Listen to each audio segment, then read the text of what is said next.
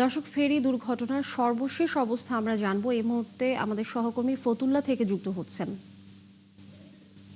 হাবিবুর রহমান। আপনি তো সেখানে রয়েছেন। আমরা দেখেছি যে সকাল ৯টা পর্যন্ত উদ্ধার অভিযান শুরু হয়নি এবং এলাকাবাসী এ নিয়ে ক্ষোভ প্রকাশ করেছেন। একটু জানতে চাই যে উদ্ধার অভিযানের এখন কি অবস্থায় রয়েছে, আর দুর্ঘটনা নিয়ে এলাকাবাসী এই মুহূর্তে কি বলছেন?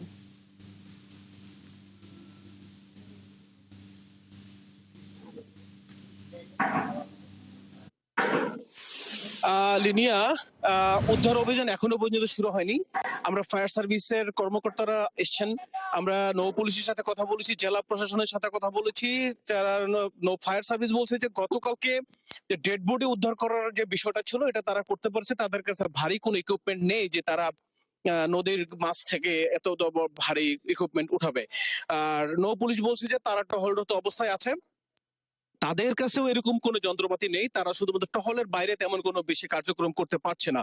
আমি সদর ইউনো এই সমন্বয় কর্মকর্তা জেলা প্রশাসনের পক্ষ থেকে তার সাথে কথা বলছিলাম, ওনারা বললেন যে কিছুক্ষণের মধ্যে হয়তো ভারী যানবাহন সড়ক ও জনপথ সমন্বয় করছে, বিআইডব্লিউর কাছ থেকে হয়তো বড় ভারী ক্রেন এনে এটা পরবর্তী উদ্ধার কার্যক্রম পরিচালনা করা যেতে পারে কিংবা যাবে, এই ধরনেরই কথা হচ্ছে। কিন্তু আমরা স্থানীয়ভাবে যে বিষয়টা দেখলাম যে স্থানীয় মানুষ এখানে যেহেতু দুই পারাপারে অনেক ট্রাক এবং পণ্যবাহী বাস ট্রাক থেমে আছে, মালবাহী এগুলো যেতে পারছে না, ফেরি চলাচল বন্ধ রয়েছে। গতকালে উদ্ধার অভিযানের পর থেকে আজ পর্যন্ত এখন পর্যন্ত তেমন কোনো প্রশাসনিক কার্যক্রম গতিশীল কোনো কার্যক্রম দেখা যায়নি এখন পর্যন্ত। আমরা শুধুমাত্র ফায়ার সার্ভিস এবং নৌ পুলিশকে শুধু এলাকার মধ্যে তাদের বিচরণী দেখতে পেয়েছি, কিন্তু কার্যকর কোনো ব্যবস্থা যে তারা নিতে পারছে সেটাও তারা আসলে করতে পারছে না।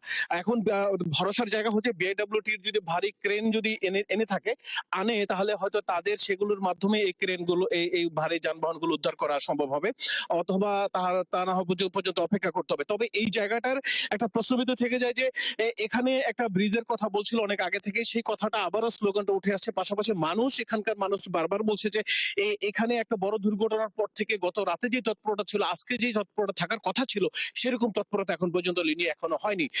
পাশাপাশি এখানকার মানুষ খুব অনেকটাই আতঙ্কগ্রস্ত, কারণ নদীটার প্রশস্ততা অনেক বেশি এবং এখানে যে পরিমাণ ট্রলার দিয়ে মানুষ এখন যাতায়াত করছে, ভারী মালামাল গুলো নিয়ে আনা করছে, তাতে করে প্রচন্ড ঢেউ এবং তাদের দুর্ঘটনার সংখ্যা থেকে যায়।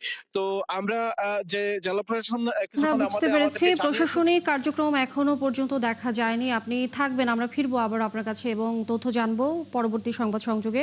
ধন্যবাদ আপনাকে। দর্শক, ফেরি দুর্ঘটনার সর্বশেষ অবস্থা আমরা জানছিলাম সহকর্মী হাবিবুর রহমানের কাছ থেকে।